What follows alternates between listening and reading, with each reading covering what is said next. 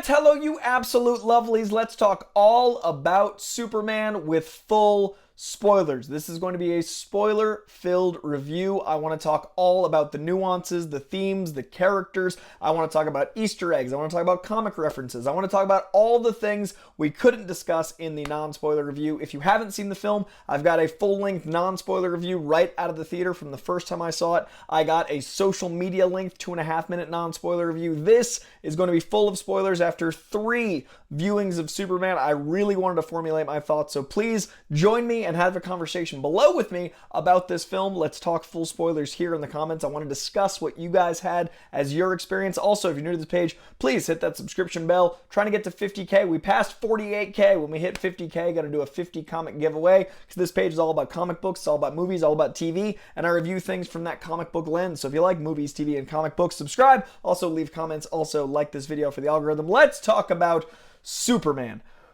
I love this movie. I love that it felt like a comic book. I love that it immediately felt like you picked up a story in progress, in a universe in progress. I love that it opened with a Star Wars-esque scroll in a new way. This film felt immediately classic, and that's Superman. It felt immediately trend-setting, and that's Superman. It felt immediately explosive into a new universe, and that's comic books. It did all the things a DCU start needs to do. So I want to break this down from the perspective of the overall film, and then I'm going to get into the directing, and then I'm going to get into the story, and then I want to get into individual actors and their characters tying in that bit together, and then who knows what else. I want to make this a free-flowing conversation. So overall thoughts on the movie you've ascertained mostly from my other videos if you've watched those, but with spoilers, I do want to talk a bit about, I think this film gets better in each act. I think the first film, they showed a lot of the marketing in the opening, which I love. If you're going to do a lot of marketing and you've got to show footage, please show the first 30 minutes and not a ton of the rest. But the first time I watched this, I struggled a bit because it felt all like I'd seen it before, because I had. But once we got going, it really picked up in the second act. That said, in the first act, when we have the interrogation interview moment between Lois and Clark, I was immediately enamored with their relationship. It just took a little bit until I got used to the tone and the pace of the film to really connect as much as I did in the second and third act. And I'm really curious what other people's first experience was, because the second and third viewing didn't have that problem. I knew the tone, I knew the pace, I knew that experience. So anything I would have to knock the overall look at the film, it's at the first act, does feel a little bit disjointed, but I'm not sure if that's because of marketing, if that's because of expectation, not sure what that was, but we're still talking a 4.5 star film here. But if I'm looking for flaws, looking for where that half star, that distance in the gap, I think a lot of that lies in the pacing of the first act. Now, once the film gets going, it is a fever clip. It's kind of a feverish pace from the beginning, and that's really interesting because that is a bit like flipping through a comic book or a graphic novel, but it's also our current attention span. Like, we're living in a time where attention spans are not very long, and so I thought it was interesting that it was able to be so driven and so forward, but it did that at the strength of trusting its audience. I think a big part of the film that works is we've lived through the MCU for 15 years. We've had the DCEU, we've had other DC comic films, but we're very, as a culture and as a society, used to comic book movies. This movie doesn't have to spoon feed you. It much less, doesn't need an origin. But even in the skipping the origin element, it really lets the movie tell a ton of story in a rapid way. And I think that part of my first viewing is kind of adjusting to the amount of volume of what we're getting. The movie just goes. Now, the movie itself has a very interesting twist, and I want to talk about that in this first section, talking about story that a lot of people I'm reading didn't like. There are 2 big controversial elements of this film from what I've ascertained so far. I'm filming this as of Wednesday. The movie gets its full release tomorrow evening, but the Amazon screenings have already happened, so I know some people have seen it. And I know a lot of people don't love the war commentary, and a lot of people don't love that they made Kal-El's parents not so benevolent. And I think both are for the same reason. Let's talk about Kal-El's parents first. I think the use of Lara and Jor-El was a very effective one. I think subverting expectation is very important when you can do it without sacrificing the heart of the character. And I think the choice to make this universe one wherein his parents didn't send him benevolently is maybe a benefit. I could see the argument or maybe a conversation about the validity of the tech guys, but Mr. Terrific vouching, not just Lex Luthor, that's something.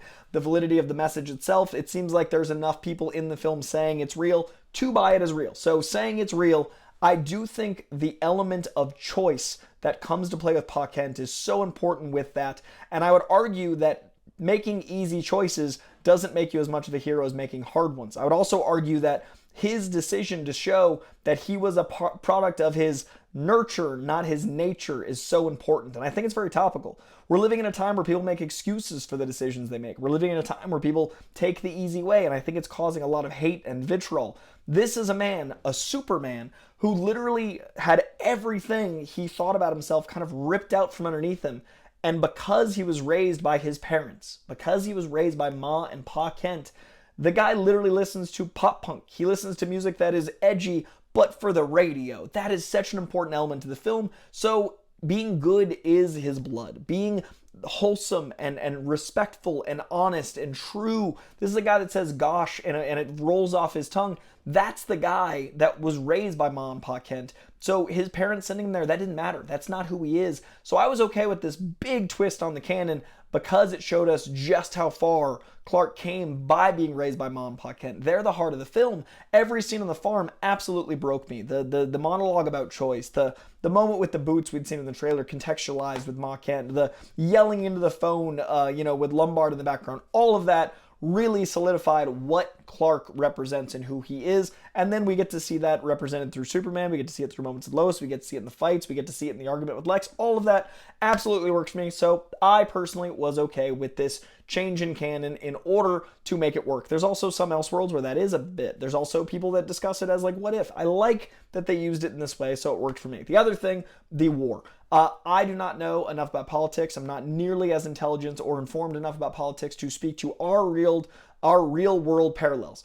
I will say, however, having Clark Kent stop a war from a strong country by a act of independent decision and stopping a weak country from being slaughtered by a apparent ally of America is a very strong statement to make. And I think it's really important that comic books, which have always been political, always, these are books, especially Superman, written as a reaction to the war. This is a character that used to literally be a one-to-one parallel with America. He's evolved from being a strictly truth, justice, and the American way into truth, justice, and a better tomorrow. He's grown into more of a global character, but that origin will never go away. Who he is the summation of every bit of his character. That is old continuity, that is old canon, but it's also the origin of the character that ties into who we see him as a character, as a fiction.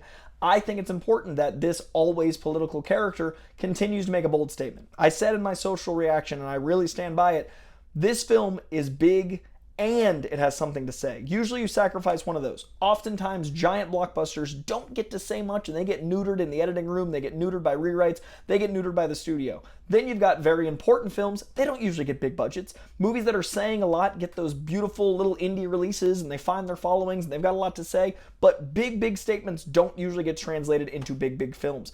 This is a miracle, but it's also Superman. He is making a big statement. He is a character who believes in everyone. He is a character who saves a squirrel. That is very important. And that doesn't work if Lex doesn't work. And I really love that Lex leans all the way into the envy. Talking to Nicholas Hoult and talking to him about the comics he read, he really stressed Brian Azzarello and Lee Bermejo's incredible Man of Steel Lex Luthor. This book is all about the envy of the man. It's all about his psychology. And the film doesn't work unless you've got that setup of political intrigue. The film doesn't work unless Lex literally spells out to us that the Barovian conflict was an excuse to kill him. He incited war in order for Superman to make a decision that the US would then condemn him for and allow Lex to kill him. We are always at odds with what we fear and what's different. We are always one decision away of fearing things that are other. We are always ready to condemn anything that we don't know and feels different than us. And that's going to be Superman. The end of the film is also very interestingly X-Men, where you've got, that aide sitting down with Rick Flag and basically saying, like, I'm glad you like metahumans because of his time with Creature Commandos, because they make the rules now. How very X-Men of having humans fearing metahumans because they've taken on some power, because they've gotten some publicity. This is a world where metahumans have been around for 300 years. Now we're seeing this power shift, but we need someone like Superman to show the safety of it. We need someone to represent the good of it. So I really like the use of political topical situations to really show the importance of the character and what a world could be if we had Superman in our world. So those two big controversial things I think were important. I think they were great. I talked about the tone, I talked about the pacing, I talked about my one little foible in there, and I talked about those two big controversial elements. Now I'd love to talk about the characters themselves, and that'll kind of give me an excuse to break down little Easter eggs and comic moments.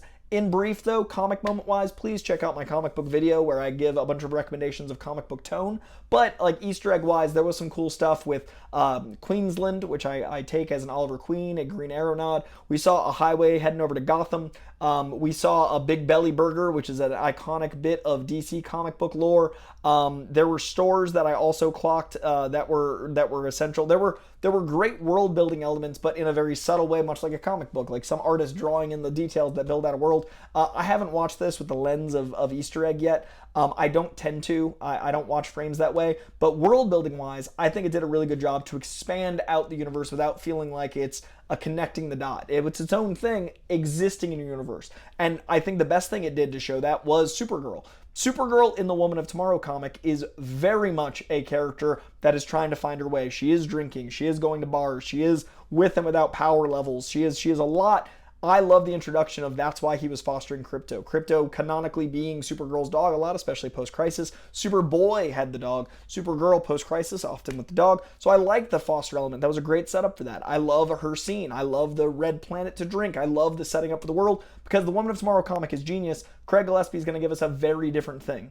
We have so far had a great documentary in Superman, the Christopher Reeve story. We have had The Penguin, which ties into Matt Reeves' universe as an Elseworld. But then our two DCU staples we've had so far, Creature Commandos, Superman. Very different things, but tying through with Rick Flag, tying through with some story building and world building elements, leading right up into Peacemaker Season 2. Still more Rick Flag. Following the events of this because of characters like Green Lantern, Guy Gardner, Hawkgirl, and Maxwell Lord. All of this building out a universe that I think is going to have a lot to do with, just as this was about politics and certain countries warring and whether or not, we should step in.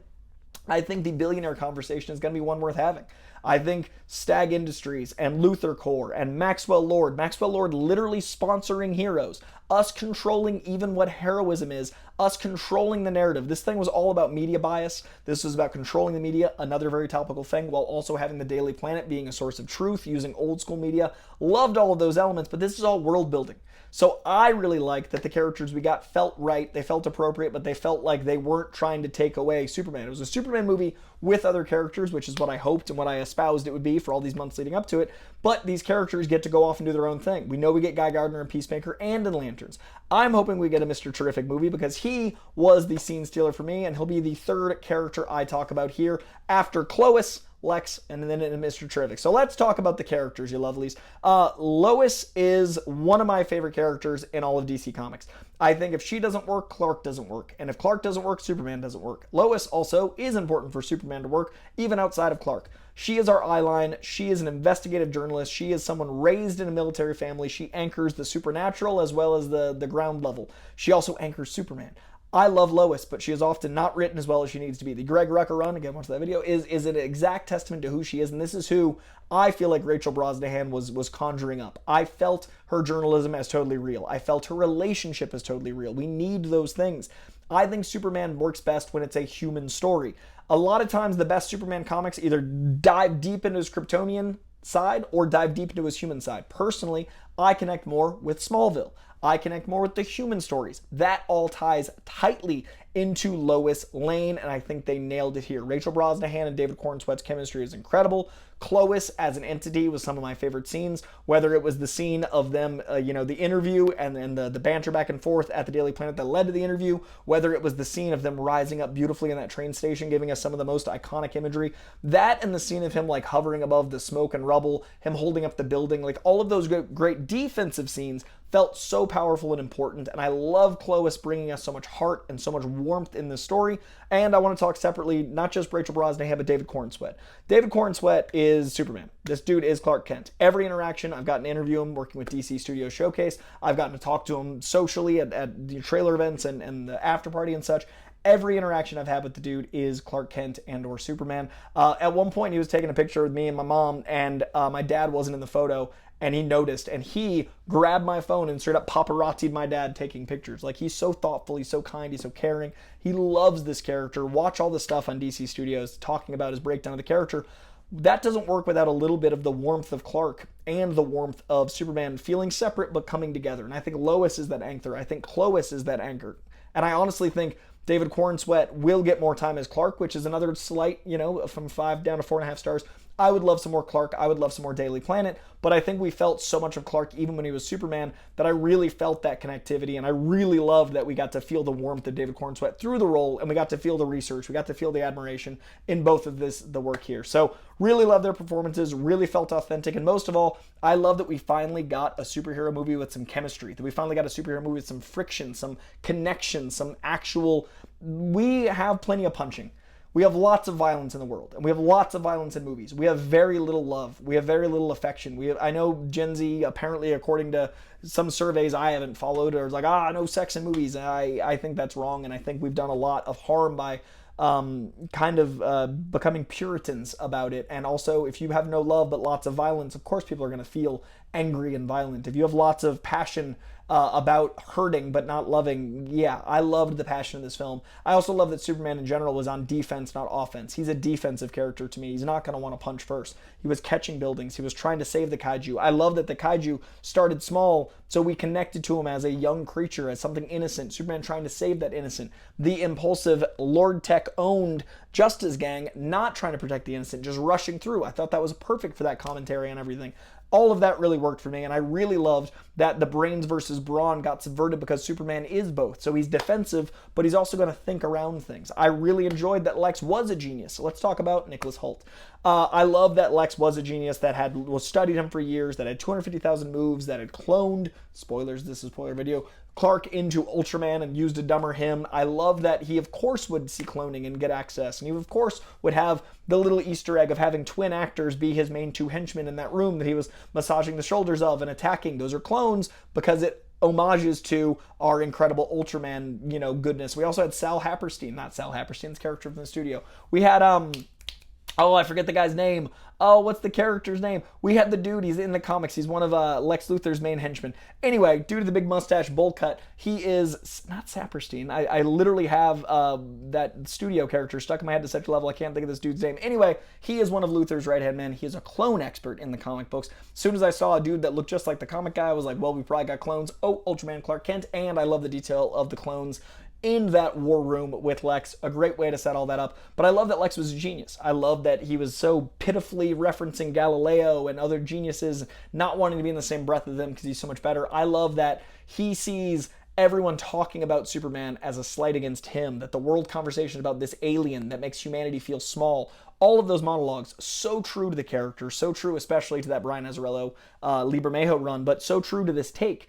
I think the Man of Steel take with Jesse Eisenberg was an interesting take because played with that tech bro element, played with the future of technology, dehumanized by having a stock tech bro involved in that character. I think it's much more interesting in 2025, 12 years later, to play around with the dehumanization by him being envious and wanting to be the top of what people talk about. That need to be wanted, that need to be loved, while still being a genius, while acknowledging it. You felt all that pathos. You felt how small he felt. You felt the trauma with his dad. You felt the, naming it Luthor Corps instead of Lex Corps. He's still probably trying to get his dad's attention. He's still trying to get people to like him. You felt all of that in his hatred of metahumans. And I think every boardroom scene worked. I think the war room scenes worked. I think their dialogue and conversation worked. I'm excited to see a lot more. I'm excited to see Lex Luthor in the greater DCU, hopefully. I know Nicholas Hoult wants to do something with Joker. That'd be awesome. I loved all of that stuff. And I think this is right there. Like, Michael Rosenbaum is still my favorite Lex. We had 10 years with him.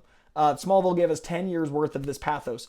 I would love to keep getting another, I'd love 9 more years. I'd love 10 years of Nicholas Hoult to get to show this character, because right now he's my second favorite Lex of all time, and that is saying something. So we've had some great takes, but I really loved what he did here. Let's talk about the Justice Gang. Let's talk about the Daily Planet, then let's wrap on out of here because we're at 20 minutes.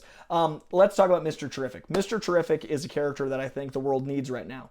In Superman, we have hope. In Superman, we have so much of aspiring, and we have so much like looking up, as is the tagline. I think we also need to value intelligence. And Mr. Terrific is a man who lost everything. He lost his family, and he's a genius, and he's an inventor. He's the opposite of Lex. He's all compassion and connection to the point he doesn't want to hear emotion sometimes because he's so hurt. But I love that a character named Mr. Terrific is played so at a level of like calm, cool, collected, not like playing it big and terrific. He's a vibe, man. And I think Edi absolutely crushed. I think he stole scenes with his action. That oneer with the T-spheres, genius. All of the machinations and operating in that pocket universe, genius. By the way, I love that this movie set us in a universe already in play to the point of pocket universes, fifth dimensional imps, the comedy of the imp, and like they can handle everything's fine.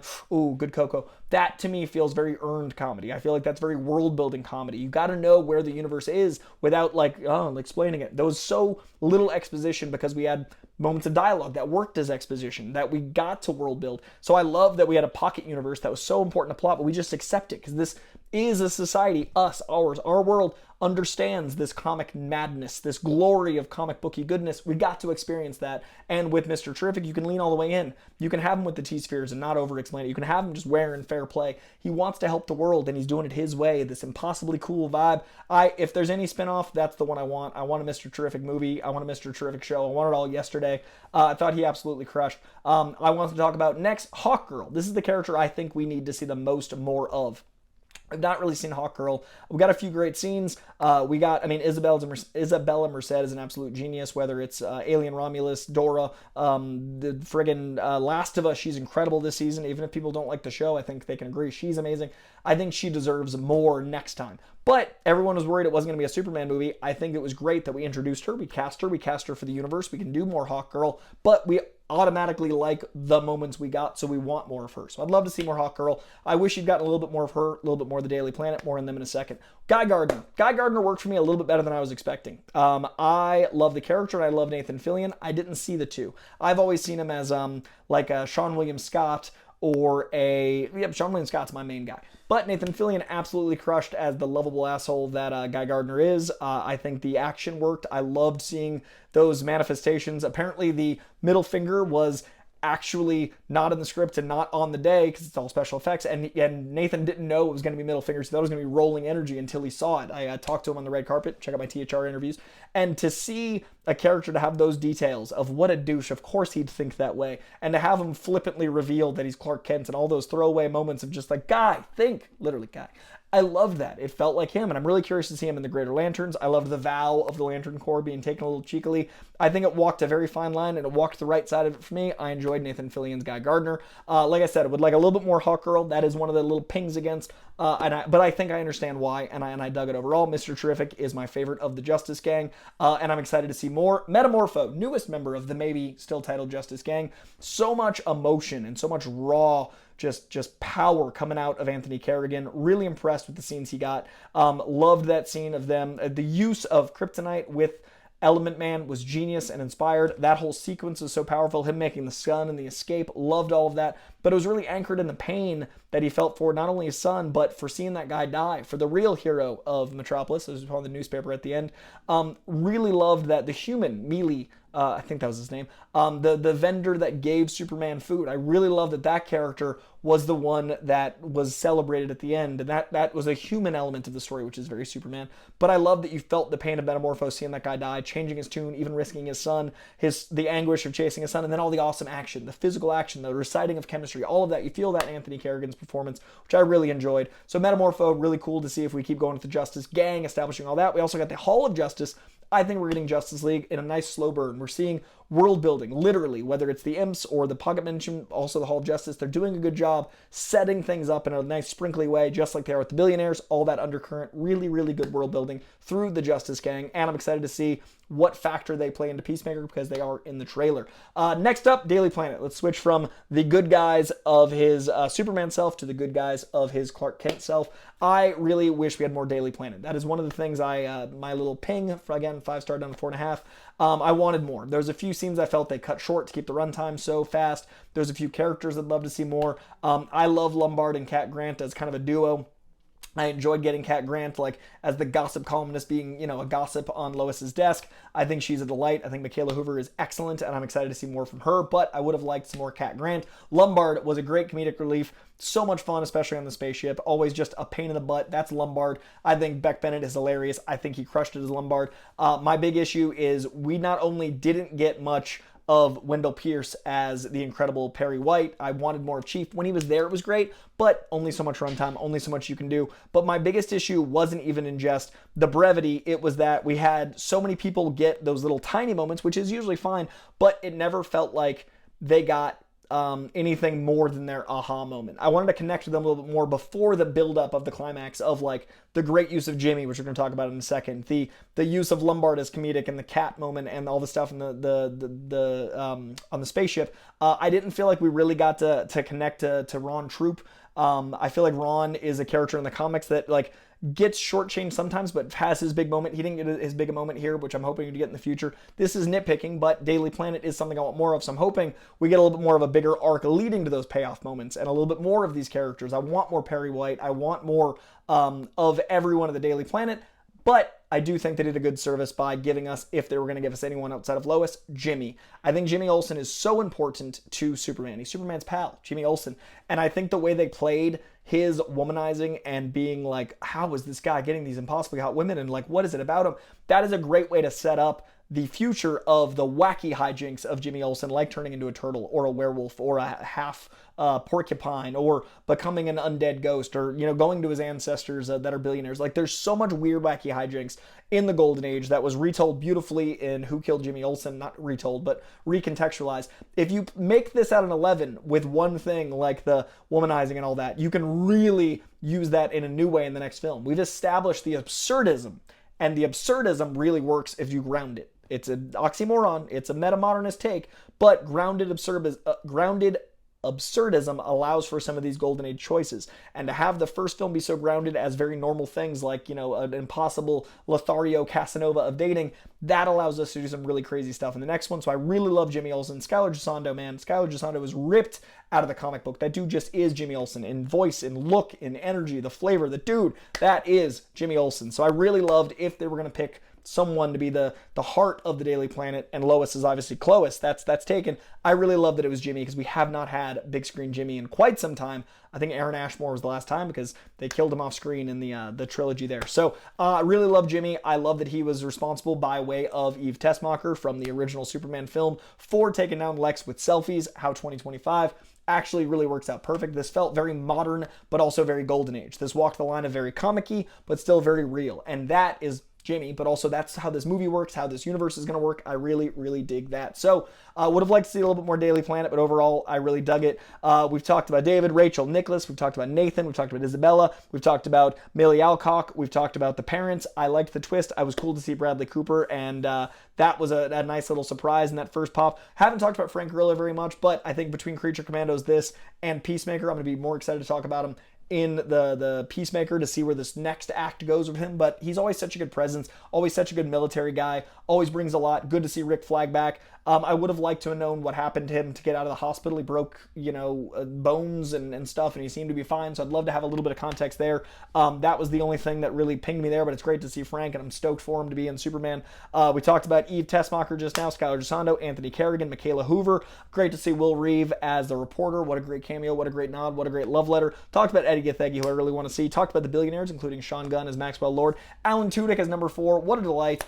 Gary at the end there. I thought that humor worked. I know it's going to bug some people. I laughed a lot. I loved that his repair, after he harmed himself, probably on orders, bringing us all back together. I really liked the humor of that character. I mean, you're curious to see where they go because they clearly have emotion. Then they're saying they don't have emotion. If I had any way to have emotion, then one of them loves getting looked at by Superman. Another one is literally, harming himself and saying, like, if I could think like this, clearly he can because he's saying it. Really like that snarky, sardonic. And then I think that is everyone. I think that's most of our lead cast. I loved Ma and Pa Kent. They meant a lot to me as a kid that grew up in a double wide, then moved to Boston, and then moved, obviously, to LA. The Smallville Metropolis 1-2 punch means a lot to me as a guy that loves the slowdown when he's on vacation and has that heart there, but loves the city chaos. That's a big part of what ties me to this character. I wonder if that's a big part of what ties James to it. Mississippi to LA, like he was a Mississippi dude, his whole family. So I really felt the Kent farm, and I really felt the Smallville in this one, and that meant a lot to me. So I loved the human story that was Superman. I like focusing on his human side, and I think that comes through the humanity of these actors, the humanity of the script, the humanity of being good for the sake of goodness, the humanity of being counterculture, by being kind, and that is punk rock. And I love that theme. I think if you guys watch DC Studio Showcase, I literally, before I even saw the film, like a while before the film had been buttoned up, I said, Superman's counterculture, Superman is punk rock. And they thought it was funny, but I mean it. And now the movie agrees with me, which is insane. What a literal linear line of thought that I got to experience, that, you know, the film agrees with me to that level. So do something punk rock. Be kind. Be good. Look up. Let me know in the comments below what you thought of Superman. As you can tell, I loved it. 4.5 stars. I've only given 25 films ever 5 stars, so 4.5 stars is about as high as I go, and it was right there. I named a couple of my flaws, but overall, it was really my cup of tea. Really loved it, and I hope you did too. It was a comic come to life in a really special way, in a comic era that we had to get here to earn something so bold. Like, there had to be a lot of steps to get to this point. So I'm really glad comic culture brought us something so comic-y and something so uplifting. We need a movie about being good, for goodness sake. And man, Superman brought that out of me, at least. So much love to you all. Please leave a comment. Let me know what you thought. Please subscribe if you watched a 30-minute video.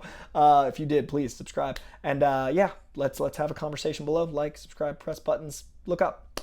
Bye, guys.